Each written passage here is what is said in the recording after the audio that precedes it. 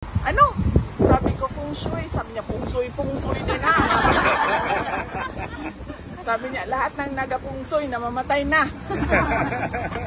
Pero ma'am, gusto niya magpalit din dito nila? No, gusto niya magpa-cremate. Pero dito, kahit dito yun. kung saan man siya mamatay, sabi niya gusto niya magpa-cremate. So, noong last time kasi na napag-usapan namin, naputol yung discussion namin about, kasi may iba kaming kasama, may iba akong kasama pag-bisita. So, naputol yung discussion kung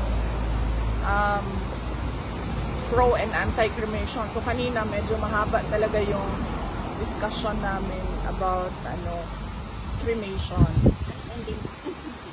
Ang ending, sabi ko, so, pagpatay na ang tao, di ba? Hindi na niya alam kung ano mangyayari sa katawan niya.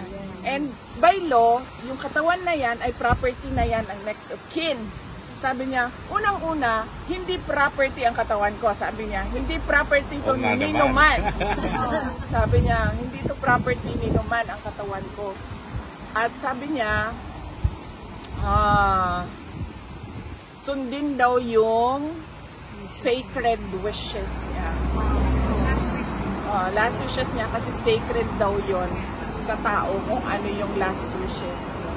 So sinabihan ko siya, ma'am, sabi ko, sige, yung eldest na lang namin na kapatid ang pagawain mo kasi hindi ko talaga gagawain na sunugin yung katawan mo kasi bad feng shui.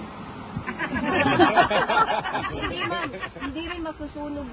Susunugin talaga yan kasi wala siyang will. Kung meron siyang testament na nandoon, hindi susunugin. Susundin siya.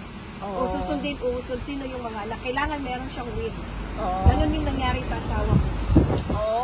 Yeah, kailangan kung meron na o wala, susundin talaga. So yun.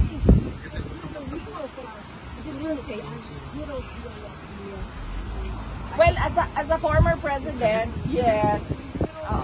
Bibigyan naman ba yan? Yes. Entitled to be, Pero ayaw niya kasi ng mga ganun, ma'am. Ang gusto lang niya is paano i-dispose yung katawan niya.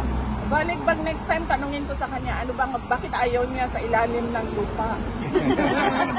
Takot sa bulate. Baka gano'n, no? Pero ma'am, biblical yung ililibing, hindi yung susunugin. State in the Bible na tayo ay ililibing, hindi tayo susunugin. Biblical yun. Nasa kanila.